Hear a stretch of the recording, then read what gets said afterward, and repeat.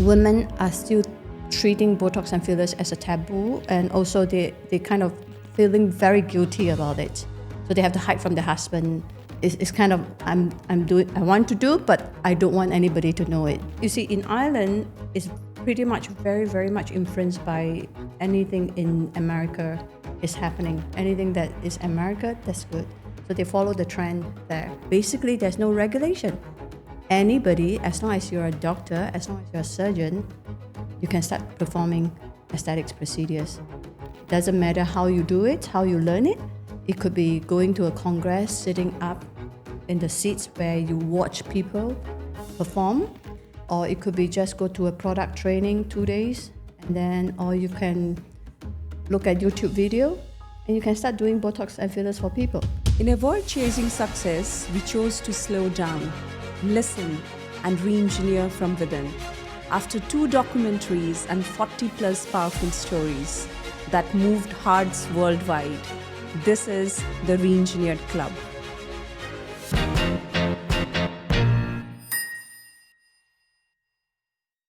See, people don't see, but first thing, I feel there are three main drivers, right? One is, if I see in the entire value chain, there are 3 main drivers. Like one, people going crazy for beauty. Yeah. So they want fast results. Yeah.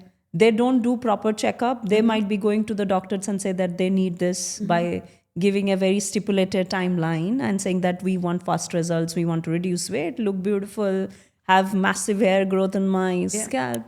And so that is one common driver, like people asking for fast results and having zero patience. I think this pretty much comes with hand in hand with the technology, right?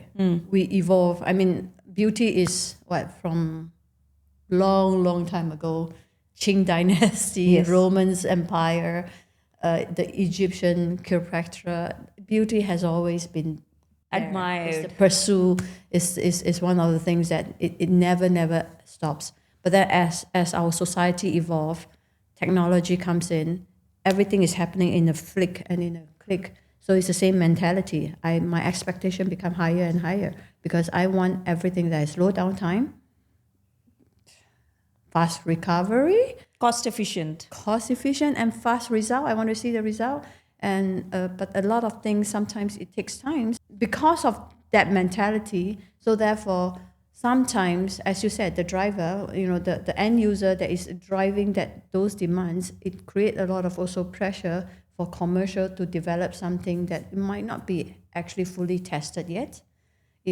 And also for doctors to say that, okay, there is urgency and why not commercialize that? Yeah, exactly. I think that is also very much people driven or the end user driven, and that's how people are capitalizing on this. Yeah. And 3 guidelines as an end user, which we need to be careful when doing this kind of any kind of aesthetics, be it in medicine or be it in surgery. 3 guidelines. Correct. Topmost. I mean, to me, the topmost guidelines for if for anyone that goes to be it whether never trust the social media, because I know that yes, social media is one of the way for you to find doctors, and don't forget, it's a good way for you to find them, but check, because a lot of doctors are very good with social media. They spend more time developing content. They are a mini influencer, and that's why they become a KOL. And also be very important and understand the lingual. If they don't know, they can always contact eCams, because we can then really kind of dissect them and even help them to check whether is this doctor really Qualified. saying what they are saying. I mean, they are definitely a doctor, no doubt. If they say they are a doctor, they are a doctor. But are they good enough?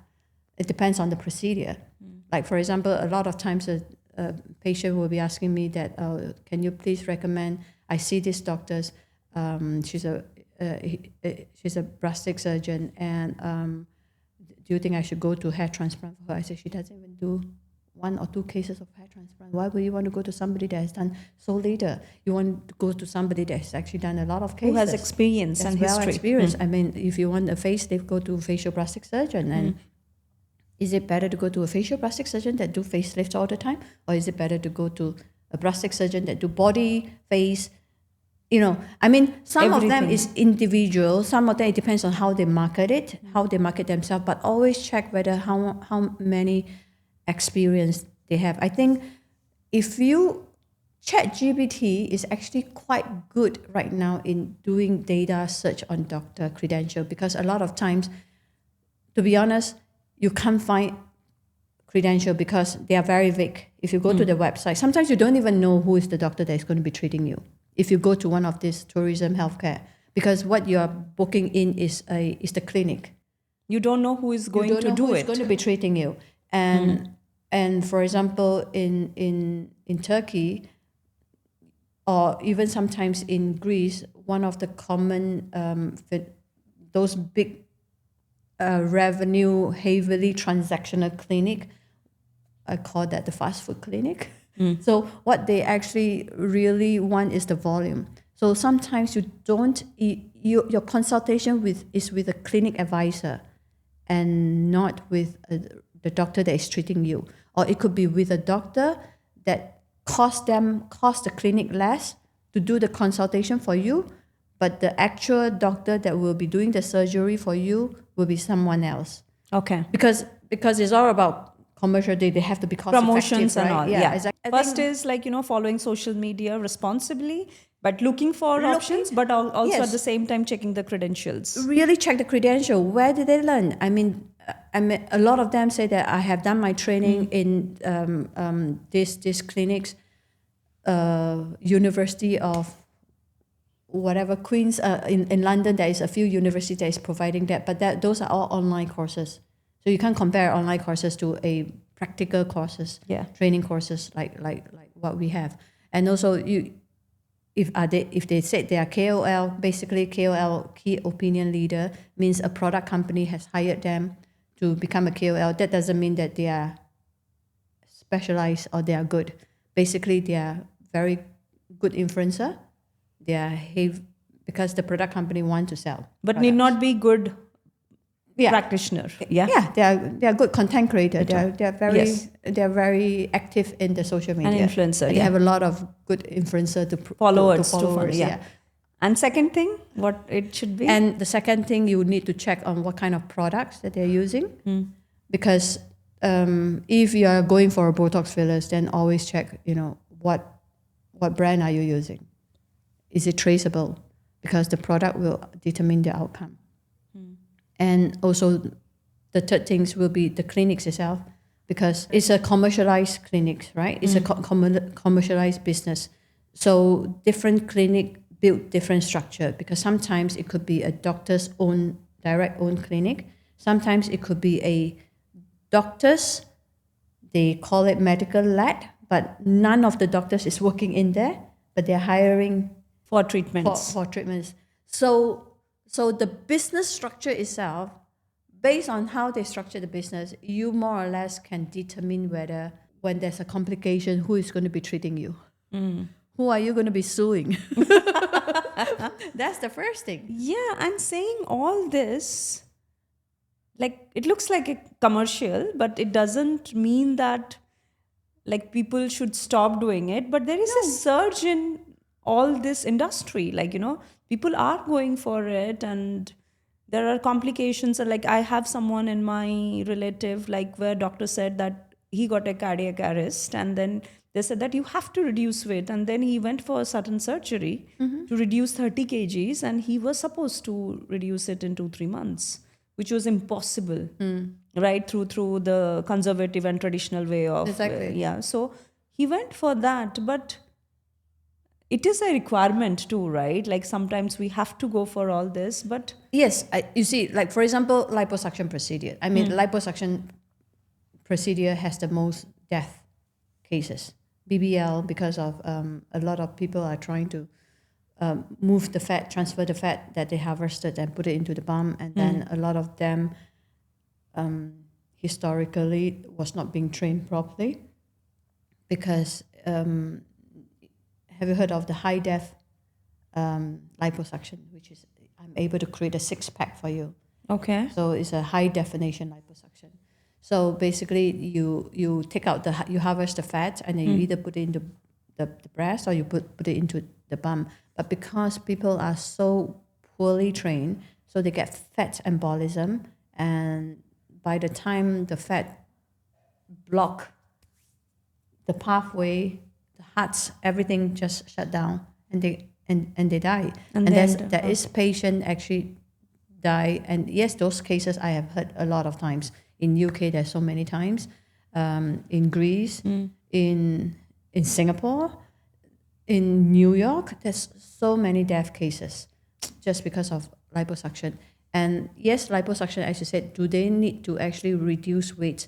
If somebody that is actually are too heavy, liposuction, you cannot just take out the fat so much. Yeah, even though you're doing under GA or you do it again. Now it depends on who you go to. So if I go to a doctor that is actually local anesthesia, so which means it's an office-based local anesthesia, they cannot work on big surface area because there's also limited lidocaine that you can be used before it becomes toxicity. So they can only work on small area. So therefore they have to get the patient to reduce some weight so that we can achieve the best result, or else you will have to come in 3, 4, 5 sessions, depending on them.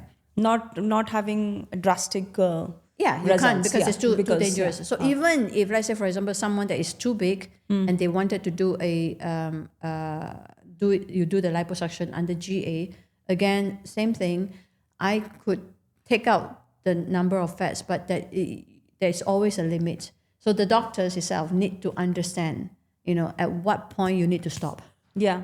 And do doctors also consult to the specialist, like heart specialist, and to understand the history? Well, you see, the normal things usually you will have to get them the standard protocol in a proper clinic that understand complication, understand contraindication, is that they will definitely ask them to get the ECG checked, blood test checked, to make sure that all the indications are fine before they can proceed on. So these are definitely a must. If you go to a clinic that didn't ask you to check any of this, then don't even book. So these are the basic criteria. Yeah, and for any surgery, for any elective procedures, basic blood tests and ECG.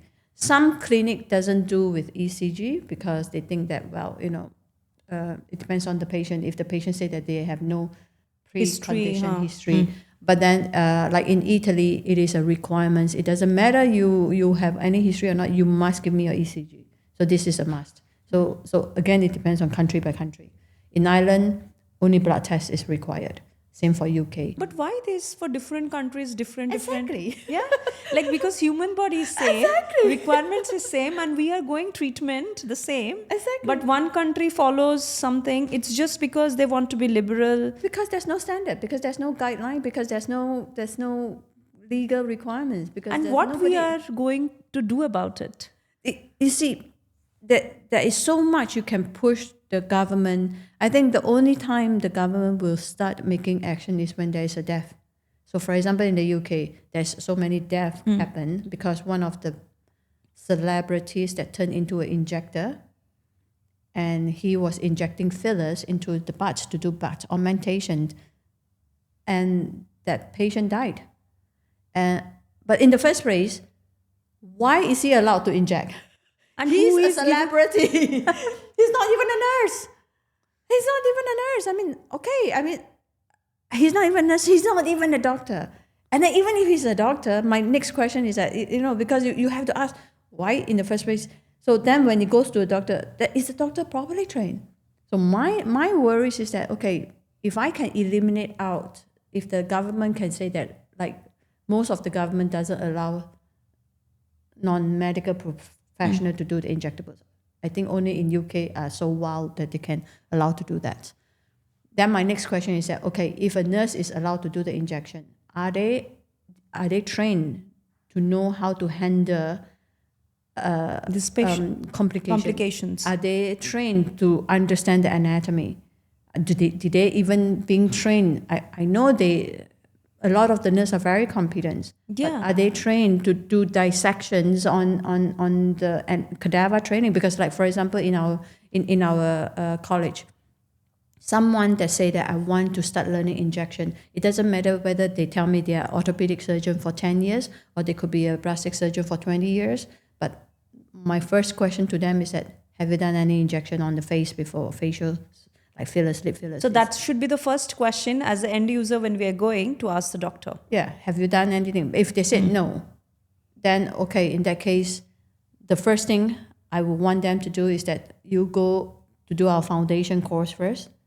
You go and understand. We have the online foundation, which is a mandatory, whoever that wants to get in, and because they have to learn about the ethics, they have to learn about the complication, they have to learn about what kind of a products there is. And then after that, after the foundation training, then they come into the advanced full face training, which is the next level, where the first day we actually bring them into the anatomy lab using fresh frozen cadaver head, where we actually then teach them layer by layer, upper face, mid face, lower face, how they can actually understand the layering concept. Because different area, some area you use needles, some areas you have to use cannula because it's too dangerous. Some area you just cannot go near and touch them. To avoid, do anything you can to avoid complication. But you need to also learn how to, then we move them on to the complication management course, which is the first day they So which is post-treatment? Not just post-treatment, it's kind of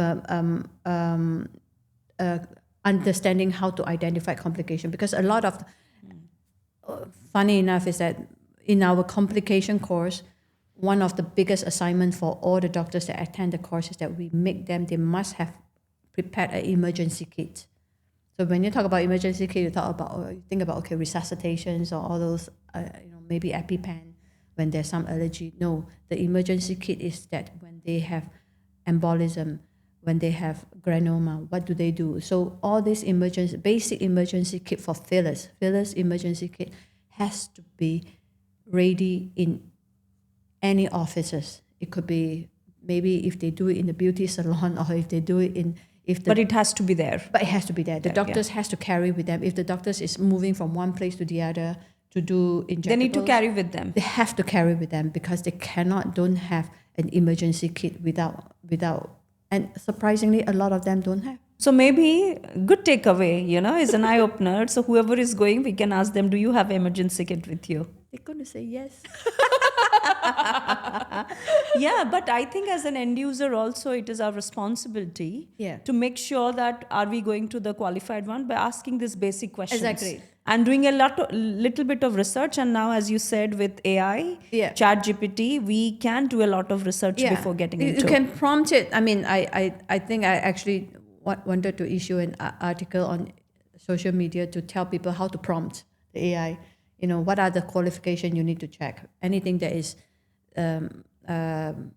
congress, conference, product training, those, or I'm a KOL, those are not considered as means they are good. Have they gone through structured training? How many years of? So you have created that prompt? What to ask AI? Yeah, I use that myself because when someone asks me for help, someone asks me, say that, Pin, do you know this doctor? I will use that prompt to And what are this prompt and from where we can get it? Is it available in your social media? Well, now it's not available. I'm going to make it public just so that whoever that wanted it, I will. Absolutely. I think it will be great for us, if you can share it. Exactly. Because this is the awareness we want to create. Exactly. Within the public. And do you think, I think in this entire world, which country has the highest consumer of Botox and fillers? I don't know in particular because there's a statistic done, which country, it depends on the population, right? If the population is big, America is always on the top tier because they have the highest, because it's maybe in percentage, if not in number. I think we have seen a massive surge in Botox and fillers consumers. Even in India, all the Everywhere. celebrities. Everywhere. We talk about it. Yes. And also at the same time, we talk about natural beauty being authentic. Don't you think it's contradicting and actually people are faking it? It is. Like sometimes a lot of times, I mean, for example, myself, I'm 55 years old. You don't look like. And people are like, how do you do that? I said, this is hard work. It's not, I think beauty is something, it should be built into a routine. Discipline. It is, because it's not just about I go and get my Botox and I feel this, I'm going to be okay. Because first of all, we have seen a lot of patients that actually come in, they get their face filled, but the first question I will have in my head is that I think you really need your skin to be done first, treated first. That should be your priority before we go deep into all your deep layers of restoring your volume. Because if your skin is bad, and some people, their lifestyle just have very bad lifestyle, so that's why they have bad skin. And sometimes genetically they just have to put more effort into managing it right. And because you see, our body is actually very smart. It's whatever you eat, whatever you, It shows up. it shows up. Your environment takes a toll. Everything, it really shows up. So it has to be an effort. When I was doing my master degree and I was doing cosmetic science, I was focusing a lot in the Japan market. And one of the studies that I found is that the Japanese skincare is not something that you only think of it when you start working money and you have money, right? Because I think in the rest of the world is that, okay, Yes. when you start afford, you can now look after your skincare. In Japan, skincare from the age of 3 and 4 years old, they are being taught this is part of your routine, just like brushing your teeth. You teach your toddler how to brush your teeth. They teach them how to make sure you have sun cream, make sure you have a special cloth, like when they go to the school, the little kids, they have to bring 2 special handkerchiefs, one for the face, one for the other part of the body, so that when they wash the face, They use have that to- particular. and then they have to have a little cream that they bring with them to moisturize. Moisturize. Exactly. So this is actually cultivated right from young age. This is so beautiful. I remember, if I think about my childhood, maybe when I started going to college, I started using moisturizer. Exactly. Before that, it's like you have baby skin, you don't Yeah, spoil baby, it. yes. I'm just reflecting back. It's so true. Yeah. Like, we have to make skincare as It's a habit. brushing our teeth, right? Yeah, exactly. You don't only brush your teeth every now and then, Yeah. right? We need a dentist to help us deep To cure, cleanse. yes, Yeah. but- So it's as much as we need aesthetic doctors to help us rejuvenate Yeah. our face, to help us things that we cannot be done that is underneath the skin. But things that you can control, you should be doing that. So back to your question, as in, Botox and fillers in which country? I know that statistically, if you look at the ISAPS statistics, is US is always on the top, and then followed by, because they don't really cover the Korean market, because Korean has a different type of statistics. But then you can see US, and then Asia. Asia will break down into in India, in Korea, Japan. Even in Korea, actually, surprisingly, when I went to Japan, I thought that as I would see, just like as much as in Korea, I would see aesthetic clinic everywhere. But in Japan, on the other hand, clinic are not allowed to advertise. So they are different from. So you will not see the billboard like what you see in Korea. Doctors not making are it not allowed to commercialized. advertise. Advertise, Same as in Hong Kong, same as in Taiwan. They are not allowed to advertise, but they are allowed to advertise skin care. Yeah. This is that brings a change in the mindset, right? Yeah. You talk about skincare, but not make it commercialized. Exactly. Yeah. So they're driving faster results, cost effective and all. And very simple question. What Botox does? Okay. So basically what Botox does is that you inject the little unit. So you see when is into the muscles. You are actually, the target is actually the muscles. You are actually relaxing the muscles so that when your muscles relax, you don't create, because you see I just had my Botox, so I 2 weeks ago, so maybe I'm not able to frown anymore. But when we moved, Lifted. like you lifted, you can see all this wrinkle. So basically, it is trying to relax the muscles so that you cannot move anymore. Okay. So then the wrinkle is not going to be formed, because if you look at Gordon Ramsay, even without moving, because he's in the kitchen for so long, he has all these deep wrinkles. Yeah. So the muscle has to relax so that so it avoids wrinkles. Yeah. Wrinkles. So it's not that it iron out the wrinkle, but the concept it is that minimizes. not just minimize, because the whole concept of Botox is that it relaxes the muscles. Okay. And what is the ideal age to take Botox? Different people has different expressive look, because some young girls that I have seen, they could be 23, 24, but they are so animated, or they could be working in an environment that actually needed their expression more. Okay. Or they could be, maybe they are on the screen all the time and they are always doing certain expression that they're not aware, so their wrinkles form more. So at the early age, yeah. Then at the early age, they should start doing it just so that they can prevent getting wrinkles. Yeah, wrinkles. But there is no ideal or certain age where we can. In aesthetics world, as long as you're 18 years and above, I think in US could be 21 years. So again, different country has different regulation. So, but in Ireland, I know that as a matter of fact, as long as you're above 18, you can make your own decision. Anything below 18, you need parent consent. Okay. Yeah. Okay. Beautiful. So, and what filler does? What filler? Okay, fillers is basically a HA, hyaluronic acid, where you can found in your body, but it is more for volume. If depends on the product itself. Some product is firmer, so you can use it as a structural enhancer, because when we age, we don't just lose fat. When we age, our bone actually resorb. Okay. Shrink. And muscles also get loose. Our cartilage become elongated, and the muscles become lazier. Okay. Means more relaxed and sagging. More relaxed. So that's why, and the fat started to become less. So that's why you kind of droop down, because the bone underneath the bone structure is shrinking.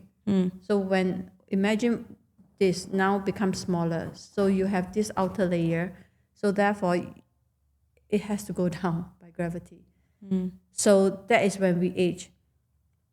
And fillers, what it does is that based on the different product, and that's the reason why doctors need to be trained properly, and this is the job of the product company, because they have to know that, okay, this is a firmer product, so therefore my techniques has to be different, which means I need to go on the bone and place the product there, just so that can use as a bone structure. So it depends on whether are you doing your architectural contouring, and that's one of the courses that we had, which is to teach the doctor how to contour using the fillers, because you are more doing structural alignment. And once you've done the structural, then now you start looking into, okay, is there volume loss? And then you start placing another different product on a different layer. Because if you have a firm product and you put it in the wrong layer, you're all going to look weird. And that's where the puffy face comes in, pillow face comes in, because all the techniques that the layer where it is getting injected might not be aligned. It's different, or the doctors doesn't have the concept of layering, structuring, or choosing the wrong product. So it's all it's not just one thing. It's a step-by-step process. Yes, and it's a lot of science. Exactly, it's a science. It's not, as much as people want to think that this is an art form. No, it's science. There's a reason why you are using this product for this area, but because not every area, because you can't put a very too firm of a product in temple, because there's a big arteries here. So, and it depends on the techniques that you're putting in, because last time it used to say, we always say that, oh, you use the gunshot techniques. But now, no, because the new anatomy, because every year there's new finding. And if the doctors don't go training every time, they are not updated, because a lot of people are still using the old techniques. Because the new techniques, they have found out that there's a lot, there's another layers that right now, if you use that techniques, what happens is that the product that is actually placed here, sometimes it migrate, you slide down. Yeah. And then you can't, you either have suddenly Bulge.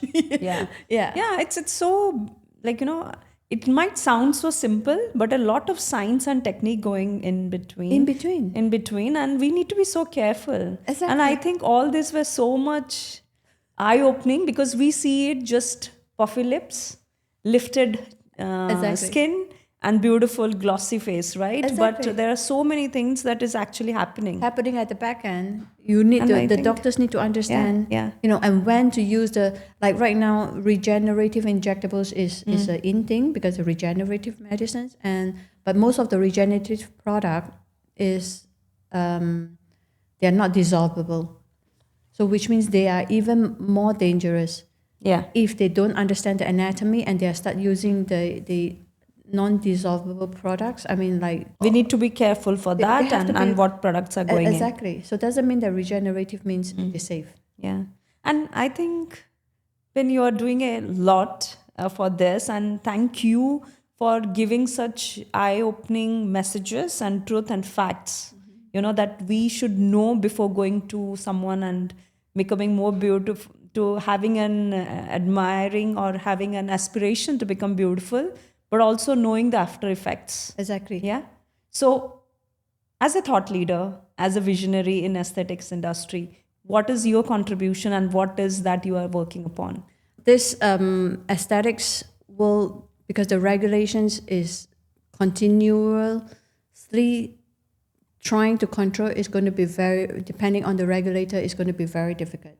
But I'm hoping that forming e-camps, getting more and more doctors to join the training, to be more structured training, to provide safer treatments for the patients, and actually to optimize the result, to understand the science behind everything is science-backed, and to be unbiased, so that you are not being lured by all the product company into buying something that is all commercialized or coming in the reels. Yeah, exactly. So the end result is that I want to, elective procedure, aesthetic procedure is elective.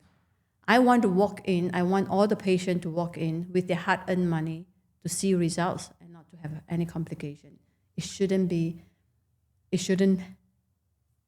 Complication happen. And to be safe. But the doctors should know how to treat it. Yes, absolutely. It shouldn't be life-threatening. I shouldn't be losing my eyes. And they should be in the safe hands. Exactly.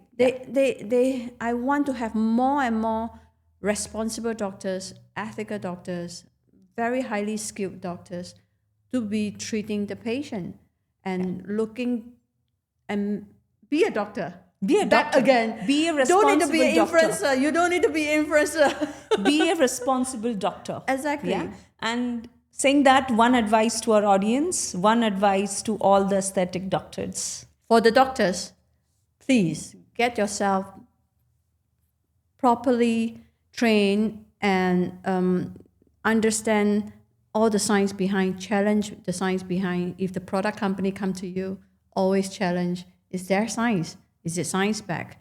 And then personalize the training, personalize your procedures, because one size doesn't fit all.